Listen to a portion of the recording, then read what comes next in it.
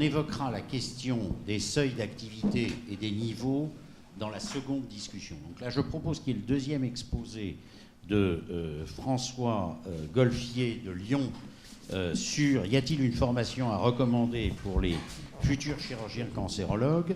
avant qu'il n'y ait une discussion.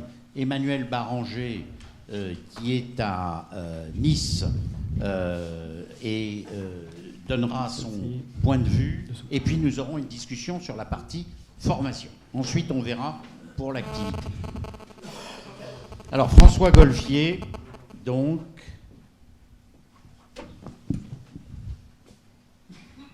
Vous le rendez,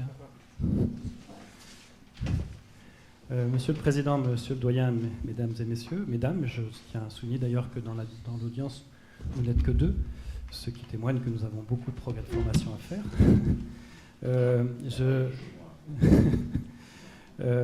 La question donc, que Serge Usan m'avait demandé de traiter est effectivement sur la formation à recommander pour les futurs chirurgiens cancérologues. Et en fait, je pense que l'on peut répondre à cette question de trois façons. La première étant de savoir comment nous allons sélectionner les candidats à une telle chirurgie cancérologique. La deuxième étant ensuite de savoir, une fois que ces candidats sont sélectionnés, comment nous allons les former. Et bien entendu, il y aura un temps d'évaluation nécessaire qui permettra de définir cette qualification que l'on attend de ces futurs chirurgiens à orientation cancérologique. Alors en préalable à cette présentation de cette formation attendue, il me paraît important de faire un petit point en sommaire sur la situation actuelle en gynécologie obstétrique.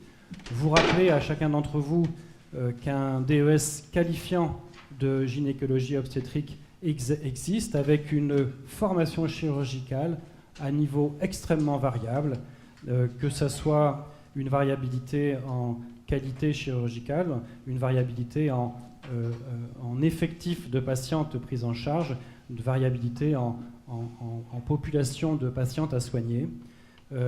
Le deuxième point qui me paraît essentiel, c'est qu'il faut comprendre que ce DES de gynécologie obstétrique a été créé avec une idée très précise, c'est qu'il y avait un besoin en gynécologue obstétricien à compétences étendues pour le territoire national, puisque notre spécialité, comme vous l'a déjà rappelé le professeur Usan, va du diagnostic prénatal jusqu'effectivement à la cancérologie complexe. Et enfin, le troisième point qu'il me paraissait important de rappeler, c'est que la chirurgie gynécologique et mammaire est une chirurgie extrêmement diversifiée et qu'effectivement, elle comporte de la chirurgie maligne et aussi de la chirurgie bénigne et qu'effectivement, elle comprend de la chirurgie organique et de la chirurgie fonctionnelle. Alors, l'acquisition de ces compétences en chirurgie gynécologique et mammaire est effectivement très variable, puisque vous comprenez bien qu'il va y avoir des chirurgies simples, dont l'acquisition va être plutôt facile. Je donnerai quelques exemples.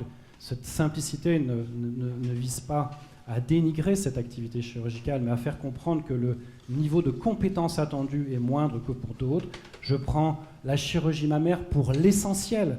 Attention à ne pas méprendre ce que je veux dire. Cette chirurgie mammaire consistant à faire une tumorectomie en prélevant un ganglion sentinelle n'est pas une chirurgie extrêmement complexe, mais il serait extrêmement stupide de considérer que enlever cette simple boule et ce ganglion est l'objectif du chirurgien qui fait de la cancérologie mammaire. J'ai exclu la chirurgie plastique, qui est une chirurgie complexe.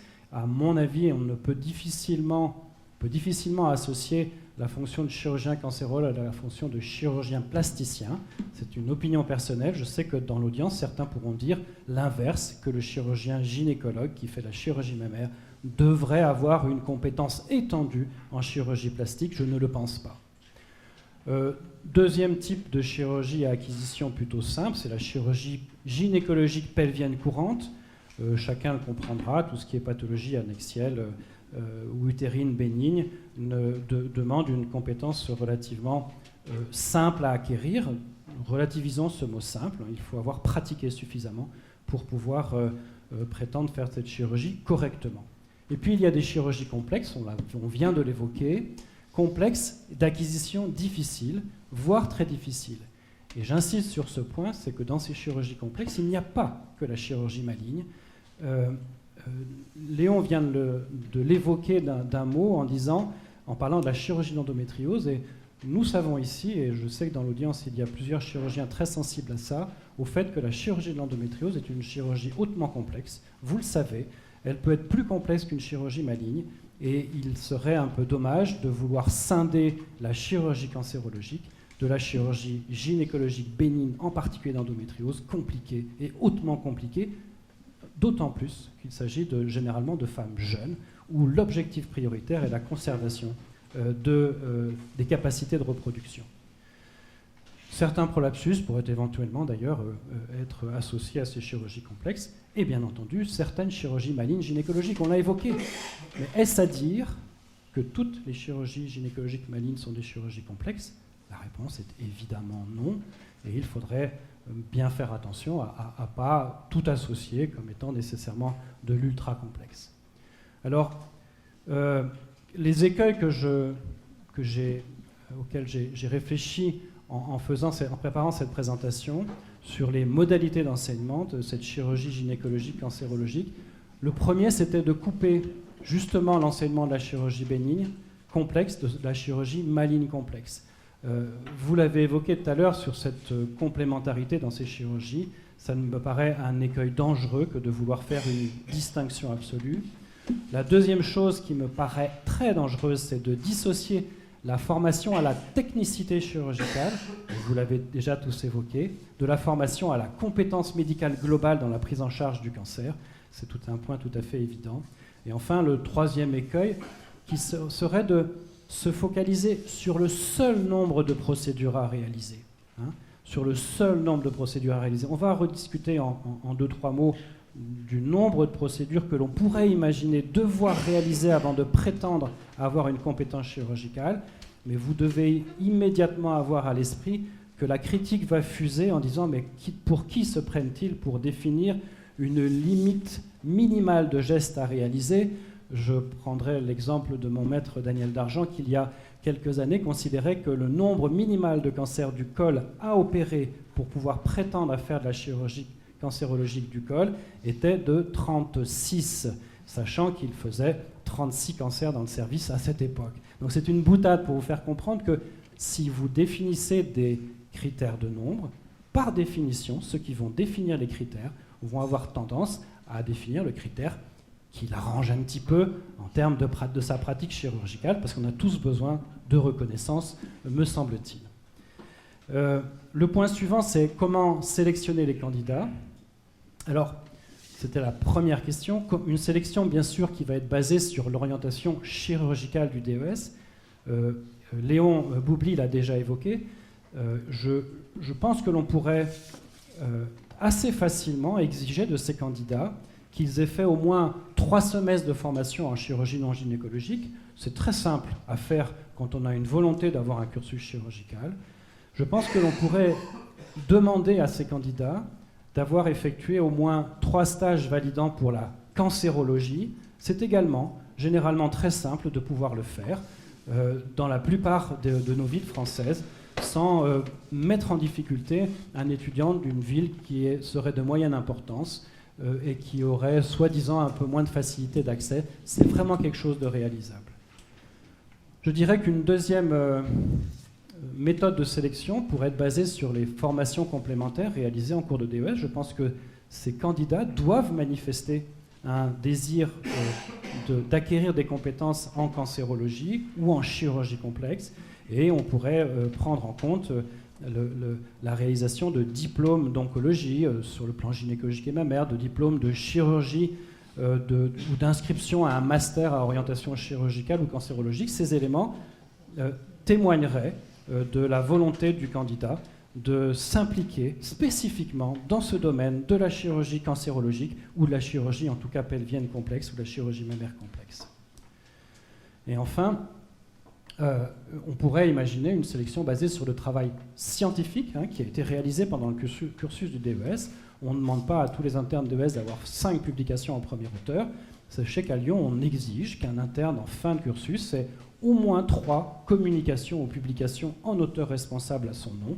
Et je pense que cette exigence pourrait être étendue, plus particulièrement au domaine chirurgical ou au domaine cancérologique, pour sélectionner les candidats à une formation chirurgicale.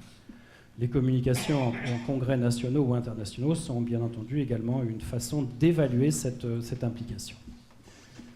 Ensuite, la deuxième question, comment préparer les candidats? Un post-internat, évidemment, un post-internat spécifique, d'une durée minimale. Alors j'ai marqué 3 ans, si vous lisez le rapport, c'est plutôt 2 ans, mais j'ai envie de vous dire, quand vous étiez, vous, en situation d'être chef de clinique, la plupart d'entre vous, combien avez-vous fait d'années de clinique? Et je pense que l'on arriverait très raisonnablement à plus que 2. Et en tout cas, c'est une durée de post-internat qui est à discuter, parce que globalement, vous savez très bien que quand vous avez un chef de clinique qui est en fin de 2e année, il commence à être à l'aise et qu'il devient mature à la fin de sa 3e année. Donc, durée de post-internat, qu'il me paraît que l'on...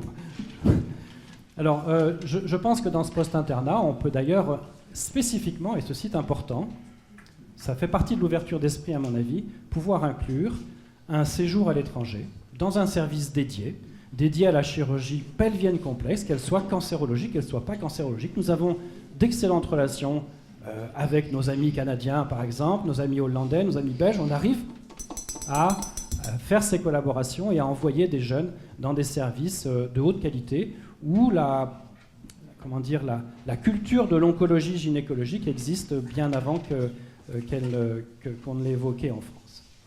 Bien sûr, on va revenir en 1 ou 2 diapos sur la formation pratique définie et, bien entendu, la formation théorique à orientation chirurgicale. Et je me plais à rappeler que je ne pense pas que cette formation qu'il soit nécessaire que cette orientation chirurgicale soit exclusive. Et je pense qu'il est important de rappeler qu'elle ne doit pas être exclusivement oncologique non plus. Je fais référence à la chirurgie complexe d'endométriose à nouveau. Cette formation pratique, 3 points principaux avant de vous la présenter, mais en une seule diapo. Je ne vais pas vous asséner un nombre de diapos phénoménal là-dessus. Je pense qu'il y a un certain danger à définir un nombre seuil d'actes, mais il y a également une nécessité impérative. Et il faut qu'entre ces deux-là, on arrive à quelque chose qui soit acceptable dans l'intérêt des patientes. Et je pense que c'est ce qui doit nous guider, même si on peut attendre une certaine critique de la part de certains. Deuxième point clé de la formation pratique, acquérir une compétence générale de prise en charge. Ça a été évoqué immédiatement par Suzette Delaloge, et je crois que tout le monde ici est intimement persuadé de la nécessité de cette compétence générale, qui ne s'intéresse pas qu'à la chirurgie, qui est une petite facette de la prise en charge des patientes, mais à l'ensemble de ce que l'on a évoqué, aussi bien en imageurs, en oncologues médicaux, en radiothérapeutes, etc. Le troisième point, à mes yeux, est le point le plus important, c'est avoir la culture de la collaboration multidisciplinaire et respectueuse. J'insiste sur tous ces adjectifs, ces qualificatifs. Ça doit être multidisciplinaire et ça doit être respectueux. On est dans un échange qui a pour objectif d'améliorer la prise en charge des patientes. Et cette collaboration, elle doit se faire entre disciplines chirurgicales, évidemment. Elle doit se faire entre chirurgiens, radiothérapeutes et oncologues médicaux. Et elle doit se faire entre chirurgiens et radiologues. J'ai oublié les généticiens, les biologistes. En voyant votre présentation tout à l'heure, ça m'y a fait penser. Pour tenir votre haleine, il doit me rester 3 diapos. Donc vous y êtes presque. Quel nombre minimal de gestes chirurgicaux par organe? Alors, j'ai repris ce chiffre de ce que Émile Daraille avait préparé. Donc Émile, je m'excuse parce que peut-être que tu vas en parler aussi, mais on va aller assez simplement. Je ne vais pas vous dénombrer spécifiquement le nombre de procédures à réaliser. Mais on peut évoquer ce nombre minimal de gestes chirurgicaux par organe. Et c'est le point que je voudrais présenter sur cette diapo. 5 colpohystérectomies avec lymphadénectomie pour cancer du col. 10 hystérectomies avec lymphadénectomie pour cancer de l'endomètre. 10 avec curage pelvien et lombo-aortique pour un cancer de l'ovaire. 5 pelvectomies postérieures, des chirurgies susmésocoliques pour cancer de l'ovaire, des mastectomies, etc. Vous voyez bien qu'on arrive à des comptes qui sont quand même pas si simples à formuler. Et vous pourriez critiquer à juste titre cette présentation en disant « mais moi je ne vois pas faire une colpohystérectomie avec lymphadénectomie pour un cancer du col ». Très bien, il faut savoir le faire quand on fait de la chirurgie carcinologique. Il n'est pas acceptable de ne pas savoir faire une hystérectomie élargie pour un cancer du col. Pensez-vous qu'il est acceptable que vous ne sachiez pas faire et qu'on n'exige pas d'un jeune en formation qu'il sache faire une trachélectomie élargie par voie basse chez une jeune femme qui a 25 ans et qui peut avoir un traitement conservateur? Or, je ne sais pas actuellement combien de chirurgiens en France sont capables de faire une trachélectomie élargie par voie basse. Ne devrait-on pas l'exiger? C'est un point difficile, c'est simplement une façon d'illustrer qu'il est inacceptable de ne pas pouvoir faire une chirurgie radicale importante dans un cancer de l'ovaire. Il n'est pas plus acceptable de ne pas savoir faire une chirurgie qui préserve la fertilité chez une jeune femme. Alors du coup, plutôt que de parler de gestes chirurgicaux par organe, une autre façon de procéder pourrait être de définir un nombre minimal de gestes chirurgicaux pelviens complexes, bénins ou malins. C'est plus simple que de raisonner par organe, puisque ce qu'on attend effectivement d'un chirurgien, c'est qu'il soit capable de faire une gamme de gestes chirurgicaux généralement complexes, conservateurs ou pas, et on pourrait définir donc finalement un nombre d'hystérectomies élargies, un nombre de résections digestives, un nombre de curages pelviens, de curages lombardiques, de trachélectomies élargies. Un point qui me paraît également important, c'est qu'il est démontré de façon très claire que la chirurgie laparoscopique a des avantages essentiels par rapport à la chirurgie laparotomique, et je pense qu'on devrait exiger qu'un pourcentage minimal de ces gestes chirurgicaux puissent être effectués par la laparoscopie, éventuellement robot-assisté. La question n'est pas là aujourd'hui, bien entendu pour la cancérologie non ovarienne. Et enfin, la participation au RCP, et Serge Juzan l'a évoqué, j'ai lu également ce texte disant que les chirurgiens n'assistaient pas au RCP. Eh bien, un nombre minimal de participation à 50 RCP, je ne sais pas si c'est le chiffre exact, mais en tout cas, le témoignage d'une participation active à ces RCP, que ce soit en cancérologie ou en endométriose, paraît importante. Enfin, comment préparer les candidats et ensuite comment évaluer les candidats sur une dernière diapositive. La formation théorique, on pourrait très bien l'imaginer sous forme de séminaire théorique d'enseignement, avec des journées spécifiques par pathologie, avec un nombre de journées à définir. Pour ce qui est de l'évaluation enfin des candidats, eh bien, nécessairement, je pense que tout le monde sera d'accord pour dire que l'évaluation doit se faire à l'échelon national et probablement également à l'échelon ordinal, vaste sujet très compliqué, en sachant qu'il faudrait avoir réalisé les objectifs pratiques, peut-être valider un mémoire que moi je considérais comme nécessaire d'être publié, avoir un certain nombre de publications scientifiques, avoir une épreuve écrite et une épreuve orale. En conclusion, je crois que la sélection de ces candidats va se faire durant le DES. L'orientation précoce des internes va donc être nécessaire. J'insiste, à mon avis, sur le caractère non dissociable de la gynécologie et de l'obstétrique. C'est un point qui me paraît important. Il me paraît également clair que la formation à la pratique chirurgicale en cancérologie ne peut pas être dissociable de la pratique multidisciplinaire en oncologie et de la pratique chirurgicale bénigne complexe. Et dernière diapositive, cette formation à la pratique chirurgicale indissociable de la qualité des services qualifiants. Et là, on rentre dans un tout autre domaine, et je pense que c'est ce que tu vas évoquer, Émile.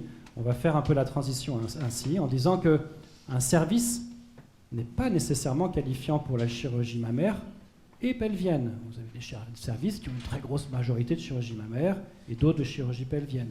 Et puis, en faisant bien comprendre également, lorsque l'on définit nos critères de qualification, qu'un service d'une ville de taille moyenne offre moins de seniors qualifiés pour enseigner la chirurgie gynécologique complexe.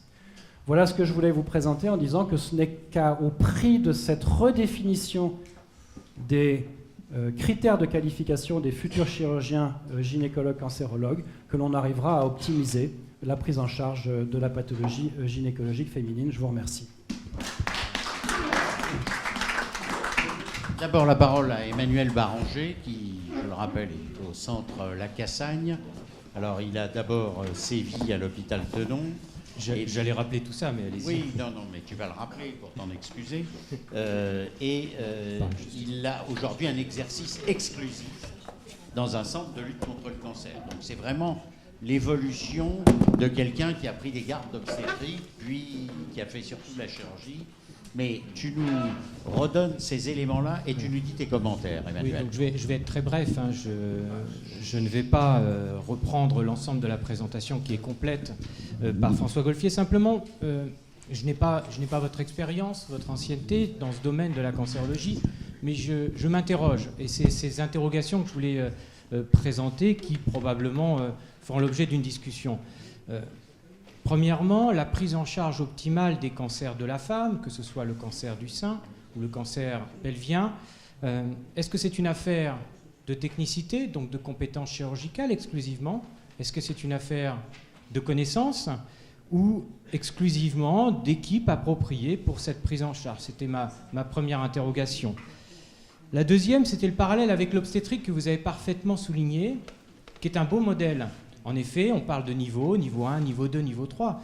Mais parmi ces structures qui sont appropriées pour ces différents niveaux de prise en charge des nouveau-nés, finalement, les obstétriciens, est-ce qu'ils ont une accréditation? Ils sont obstétriciens. Ils ne sont pas formés pour le niveau 1, niveau 2 ou niveau 3. Ils sont tous obstétriciens. Alors, je ne sais pas si c'est une bonne chose. En tout cas, c'est une interrogation. Deuxième interrogation, c'est peut-être une erreur qu'on ne fait plus aujourd'hui. Pour soulever l'importance de l'équipe, c'est que ces maternités de niveau 3 qui prennent en charge des nouveau-nés très précoces, eh bien, certaines de ces maternités n'ont pas la capacité de prendre en charge les mamans qui présentent une pathologie maternelle gravissime et qui n'ont pas de réanimation maternelle. Donc je pense souligner cette importance multidisciplinaire, aussi bien de l'équipe chirurgicale qu'également les équipes multidisciplinaires médicales. Je ne reviens pas sur la formation des chirurgiens eux-mêmes pendant la période d'internat, puis ensuite de post-internat, ça a été bien soulevé. Je crois qu'il faut distinguer également le sein du pelvis, qui n'ont pas les mêmes problématiques. Le sein, aujourd'hui, le cancer du sein, comme vous le savez, est très fréquent. L'augmentation de la survie induit chez les patients, qui sont parfois très jeunes, la volonté d'une qualité de vie, d'une bonne qualité de vie, parce qu'elles vivent plus longtemps. Et ces femmes, il faut que les chirurgiens puissent leur proposer, dans l'arsenal thérapeutique chirurgical et dans leurs compétences, cette prise en charge, soit au sein d'une équipe, soit d'une personne, mais en tout cas qu'il y ait une accréditation par niveau, d'une prise en charge à la fois d'exérèse chirurgicale, je dirais de base, mais également de reconstruction à différents niveaux, d'oncoplastie comme de reconstruction plus étendue. Et pour finir, je n'irai pas plus loin, pour le pelvis, qui est à mon avis une autre problématique, oui, c'est une compétence à différents niveaux également. Je crois qu'il faut aussi mettre le niveau 1 qui pourrait correspondre à des cancers de l'endomètre ou des cancers du col précoces qui ne nécessitent pas forcément la même qualification chirurgicale que les cancers de l'ovaire qui, bien évidemment, du fait de son étendue dans la majorité des cas, nécessitent une compétence multichirurgicale. Et à mon avis, elle me semble importante. Voilà, c'était pour lancer la discussion. Je vous remercie. Très bien. Alors, merci Emmanuel. Moi, je vais quand même utiliser mon privilège de présider cette séance pour faire quelques commentaires. Tu as posé une question, c'est est-ce qu'il faut continuer à mélanger la chirurgie mammaire, les cancers mammaires et les cancers gynécologiques pelviens dans beaucoup de pays, en particulier aux États-Unis. Quand on va au Mémorial, il y a un étage où il y a les cancers du sein, il y a un étage où il y a les cancers pelviens, c'est Barakat et l'autre, j'oublie son nom, et ça n'a rien à voir. Donc ça, c'est peut-être qu'aujourd'hui, on va plutôt vers des cancers abdominaux pelviens, et vous l'avez souligné, un cancer de l'ovaire aujourd'hui peut nécessiter une résection diaphragmatique, colique, etc. Et donc, est-ce qu'on ne va pas vers ce qui a existé depuis longtemps à l'IGR, par exemple, qui est des cancers abdominaux pelviens, un département de chirurgie viscérale et digestive, enfin, abdominaux pelviens, et puis des cancers mammaires. Dans le domaine des cancers mammaires, alors on peut imaginer qu'il y ait des chirurgiens qui participent aux deux, hein. Surtout ne me dénoncez pas, Suzette, des soirs, ça me ferait des ennuis. Donc, je pense que des chirurgiens peuvent, par tropisme particulier, travailler sur les deux. Mais il faut que ce soit sur les deux dans des endroits en situation de pouvoir gérer les deux. Ce n'est pas forcément partout. Deuxième point, la question pour les cancers mammaires, vous l'avez soulevé l'un d'entre vous, c'est la formation à la chirurgie plastique. Alors il y a des pays qui se sont orientés vers le fait de dire ce sont les plasticiens mammaires qui vont gérer le cancer du sein. Et bien ça, c'est pas un bon plan. C'est pas un bon plan parce qu'en général, ils se mettent à en opérer de moins en moins et à la fin, ils reviennent à ce qui est leur business, leur attraction principale, qui est la plastie, l'esthétique. Et finalement, quelque part, ça n'est pas la bonne solution. Donc ça, c'était un deuxième commentaire. Troisième commentaire, vous avez dit des chiffres. Moi, je pense que les mêmes 10 colpo-hystérectomies dans un environnement académique, moi, je vois très bien, aux États-Unis, les fellows opèrent beaucoup moins que les chefs de clinique en France. Mais ils opèrent dans un environnement où il y a une très forte activité de simulation avec des modèles qui sont très importants. À Cornell, j'ai vu une salle de simulation absolument époustouflante. On est très content de ce qu'on a à Paris 5 ou à Paris 6, mais je peux vous dire qu'on est loin du compte. Deuxièmement, c'est un enseignement théorique qu'il y a autour. Troisièmement, c'est d'assister à des interventions avec des commentaires en péropératoire. En France, l'interne, ce qu'il veut, c'est tout de suite toucher. Alors c'est vrai qu'un interne de 3e année en France, il en a fait beaucoup plus qu'un interne de 3e année aux États-Unis. Mais, au bout du compte, il faut qu'on travaille beaucoup en France, à mon avis, sur l'environnement formateur de l'activité. On n'aura plus suffisamment de patientes, et de toute façon, de plus en plus, les patientes seront quand même très réticentes à aller dans des services académiques où elles auront des doutes sur qui va les opérer, etc. Donc ça, c'est une vraie question. Enfin, dernier point, la durée du post-internat, 3 ans. Alors, on avait mis 2 ans dans le rapport, mais c'était 2 ans en considérant que quasiment tout le monde faisait une première année de post-internat à peu près commune. Mais c'est évident que c'est 3 ans. Alors, finalement, est-ce qu'il va falloir compter les heures de vol comme dans l'aviation et dire vous pouvez piloter tel avion parce que vous avez 125 heures là-dessus? Moi, je crois qu'en médecine, il y a quand même une petite différence. Je pense qu'il faut aller vers des collèges d'experts qui, ayant validé un service comme étant formateur, vont dire là, on forme les gens. Si le chef de service dit moi, ce gars-là, je l'ai bien formé et j'estime qu'il a eu la formation adéquate, qu'il le démontre par quelques chiffres, bien sûr, mais pas une espèce de visa, tu vois, toi, il y en a avoir 10 colpos, toi, il y en a être chirurgien, toi, il y en a être 9, tu reviens l'année prochaine. Non, je pense qu'il faut vraiment accorder une grande valeur à ce qui est notre rôle de responsable d'enseignement et donc de cette responsabilité qui doit être exprimée. Voilà un petit peu les commentaires que je voulais faire. Maintenant, y a-t-il des questions dans la salle? Philippe Lasserre. Et puis ensuite, toi. Vas-y. Philippe, tu as un micro? Ou alors, vas-y, tu as le micro. J'ai un micro. Je voudrais rebondir un petit peu et effectivement considérer qu'il faut permettre à différentes catégories de chirurgiens de faire ces différentes interventions. Ça résonne de ça. Je crois que le problème principal, et on y est confronté tous les jours, c'est le problème de l'ovaire. Le cancer de l'ovaire. Il est totalement différent du cancer du sein, totalement différent du cancer du col, qui se traitent dans des ambiances totalement différentes. Le cancer de l'ovaire peut arriver comme une urgence, une occlusion, une ascite, dans un centre qui n'a pas la qualification pour opérer des cancers gynécologiques, entre les mains du chirurgien qui est là. Je suis d'accord pour considérer qu'il faille tenir compte de la masse pertinente de l'activité d'un centre, ça ne se discute pas.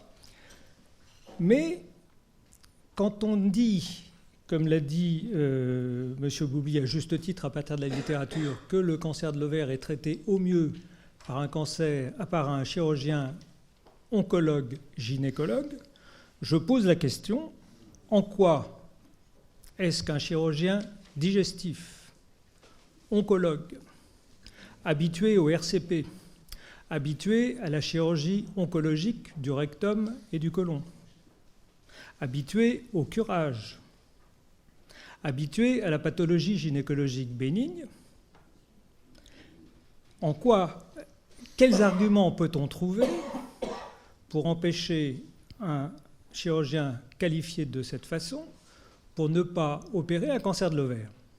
J'aimerais connaître ces arguments parce que dans la pratique quotidienne, à Paris. Un cancer de l'ovaire arrive ce soir. Si je ne l'opère pas dans ma clinique qui n'a pas l'autorisation de cancérologie gynécologique, je vais mettre 3 semaines à trouver un créneau de bloc opératoire. Non, mais je sais, je peux envoyer les malades à Richard. Richard Villet va distribuer ses cartes à la sortie. Donc non, ça on a c'est un gros compris problème. La question, je pense qu'il y a 2 réponses. D'abord, Léon Boubli, puis Philippe Maurice, et puis ensuite, on viendra à ta question, Philippe Lasserre. Alors, ça a tous les défauts de la méta-analyse.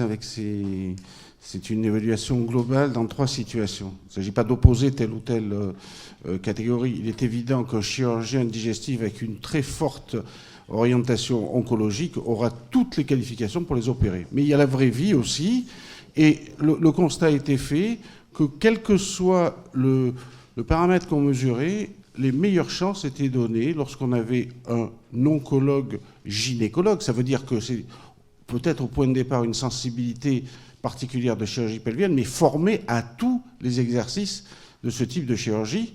C'est dans ces circonstances-là qu'on avait, c'est pas la question d'empêcher les autres de l'exercer, c'est que dans ces conditions-là, on avait les meilleurs résultats, même si, et c'est la faiblesse de la méta-analyse, toutes les études n'avaient pas la même pertinence. C'est un constat, c'est pas une préconisation. Philippe ? Je pense que la complexité de la prise en charge de l'ovaire, pour moi, elle est presque similaire que celle du cancer du col, mais je vais juste parler de votre question, qui est tout à fait pertinente. Il n'y a pas que la problématique technique qui rentre en compte. Il y a le fait que le cancer de l'ovaire, au jour d'aujourd'hui, c'est plusieurs entités. Il y a au moins 5 entités maintenant sur le plan histologique, sur le plan du pronostic évolutif, qui font qu'on peut techniquement être un super bon chirurgien et pas forcément faire le geste adapté de la prise en charge d'une occlusion aiguë sur un cancer de l'ovaire. Ce que je veux dire, c'est qu'il y a la prise en charge de l'occlusion.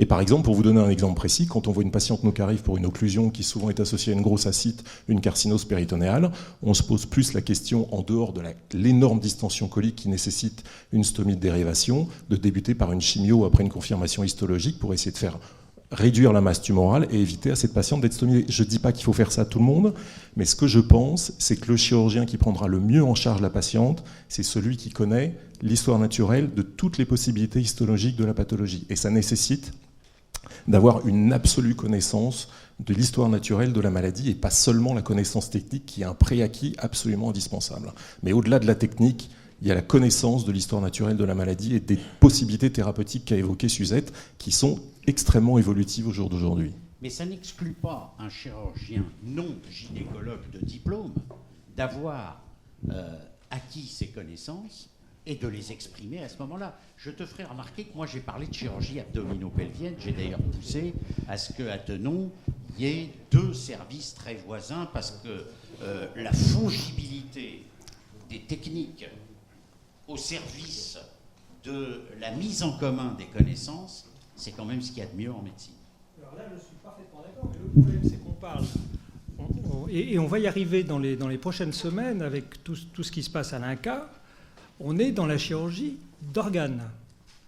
Et je crois qu'on peut se fourvoyer en organisant la cancérologie sur la chirurgie d'organes. Il vaut effectivement mieux la focaliser sur la chirurgie régionale, sous-mésocolique, pelvienne, Philippe Lasserre va peut-être intervenir là-dessus, lui qui était un chirurgien sus- et sous-mésocolique. Oui.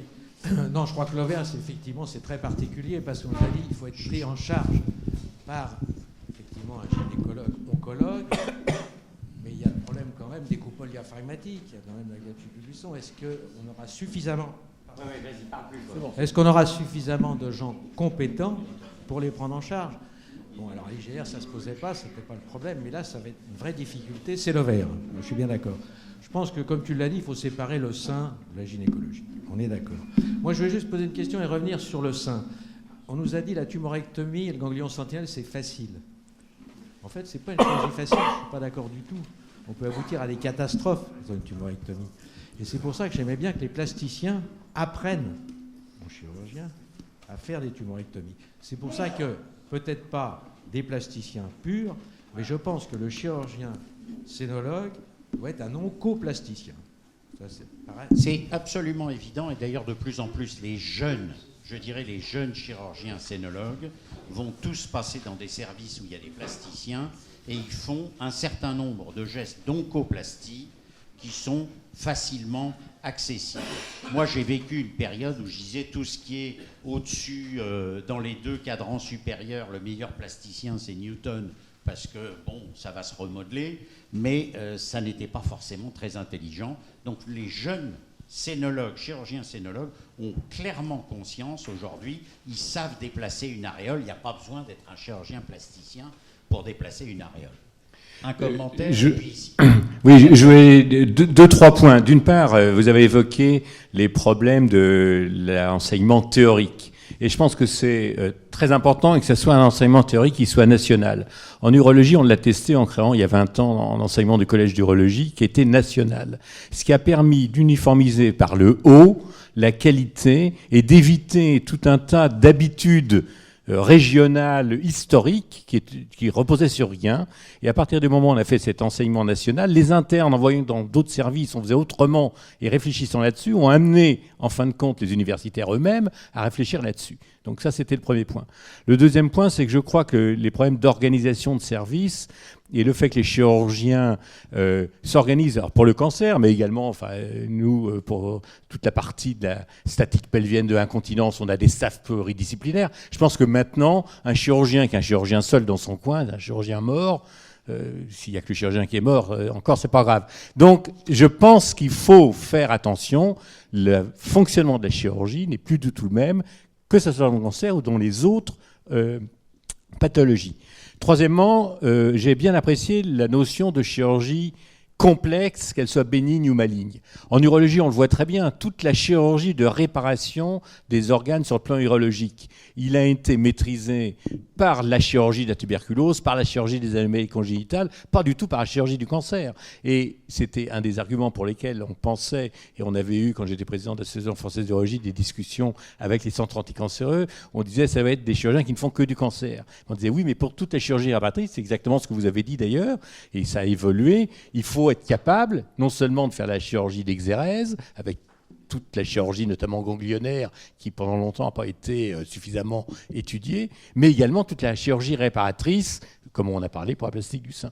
Et donc je crois que tous ces éléments-là, c'est des éléments d'organisation qui doivent changer au niveau de la chirurgie, et ces éléments d'organisation qui changent, en urologie par exemple pour les RCP, le taux d'urologues qui participent au RCP est très important parce qu'on a dit au niveau national, les RCP de cancer urologique, tous les urologues doivent être présents systématiquement. Et je ne connais pas, comme toujours, sauf exception, des RCP où les urologues ne vont pas, puisque justement, c'est rentré dans les mœurs. Et puis dernier point, je pense que tout ce qui a été dit là, c'était tout à fait passionnant. Ça justifie absolument qu'on ait les 2 années de post-internat en situation de responsabilité et qu'on n'ait pas 2 années de internat senior. Et je pense qu'il faut faire excessivement attention, car là, je sors peut-être un peu du sujet, mais pas tellement. Là, actuellement, on est en train d'avoir des glissements parmi les rumeurs qu'on entend sur passer de 2 années de post-internat en situation de responsabilité à 2 années d'internat supplémentaire en tant qu'interne. Je pense que là, et l'Académie nationale de chirurgie va être excessivement attentive à cela, car ça, là, ça sera la mort de la chirurgie sinon. Ici, 2 commentaires rapidement, et puis ensuite on passe à la suite. Allez-y. Je me remercie de me donner la parole. On a abordé le problème de la formation. Je trouve que vous avez été très limitatif dans l'envergure de la question. Un des premiers problèmes, et Dieu sait si je me suis intéressé à la formation, je m'intéresse encore, c'est que le DES de gynécologie n'est pas astreint à la formation de la chirurgie générale et digestive, et viscérale. Ça, c'est un des premiers problèmes qui peut expliquer qu'il vaut mieux travailler ensemble. Par exemple, dans mon hôpital à la Croix-Rouge, dès qu'il y a un problème digestif, les gynécologues font appel aux chirurgiens digestifs. Ils ont de la chance, il y a un service de chirurgie digestive à côté, qualifié, mais ce n'est pas toujours. C'est un des problèmes. Le deuxième problème, il y a Daniel Benchimol qui est au fond de la salle. Je crois qu'on ne peut pas aujourd'hui, malheureusement, parler de formation que sur le malade. Il est dommage que vous n'ayez pas fait. Ça a été dit très rapidement, fait allusion à la possibilité de formation dans les écoles de chirurgie ou dans les laboratoires de formation et d'entraînement sur le cadavre, sur l'animal, en célioscopie et puis en simulation. Je crois que ça fait partie de la formation et ça doit être intégré, vérifié dans le DES et éventuellement validé. Voilà ce que je voulais dire. Un commentaire. Oui, moi j'ai été frappé par l'exposé de M. Golfier qui utilisait pour analyser la formation, pour la qualifier, que des critères quantitatifs. Que des critères quantitatifs. C'est très bien les critères quantitatifs, mais si on a un virtuose ou un manchot, les critères qualitatifs, finalement, servent peu.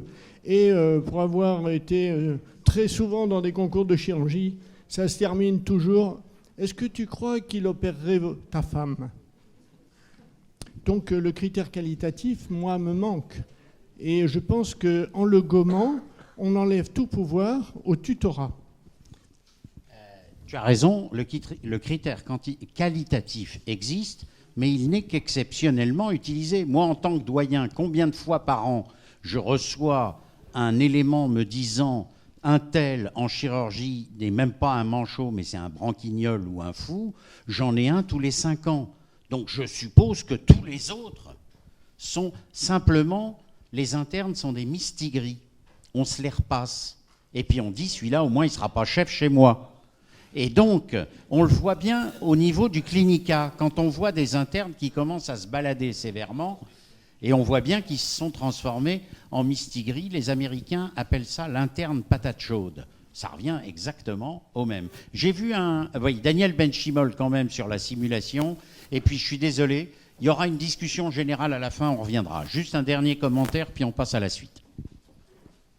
Parce que c'est quand même un des... Si vous me le permettez, j'en ferai 2 de commentaires. Alors, en présence de mes maîtres ici, ils savent tous de quelle maison je viens. Je viens de la maison d'Henri Richelme. Et chez Henri Richelme, j'ai été élevé dans un service de chirurgie abdominale et thoracique. Ce qui veut dire qu'on faisait tout. Mon maître faisait très bien les thyroïdes, les seins, l'estomac, le pancréas, le poumon, l'utérus, le rein. Et puis, l'évolution a fait que ce n'était plus acceptable. Et donc, on a séparé le service en chirurgie thoracique et chirurgie abdominale. Et puis, on a laissé tomber beaucoup de choses pour s'orienter essentiellement vers la chirurgie digestive. Mais, s'intéressant au carcinose péritonéal, on en est venu à s'intéresser beaucoup plus aux ovaires, à se réintéresser aux ovaires. Et on a aujourd'hui une des plus grosses expériences européennes de carcinose péritonéal d'origine ovarienne. Et le commentaire que je veux faire, c'est que vraiment, si on a besoin, effectivement, je suis d'accord avec tout ce qui a été dit, il y a vraiment un plateau technique et des performances chirurgicales qui ne s'inventent pas. Alors, qu'est-ce qu'on a fait avec les collègues gynécologues? Eh bien, on se partage un peu l'activité et on a créé une RCP spécifique ovarienne, spécifique ovaire, avec les gynécologues, et chacun un peu fait son métier. Et on a la chance d'être dans le même bloc opératoire, mais je crois que c'est vers ça qu'il faut s'orienter. Et je crois qu'il n'y a pas d'exclusive d'une discipline par rapport à une autre sur un domaine aussi important que l'ovaire. Et je dirais que c'est extrêmement important qu'on puisse collaborer, coopérer.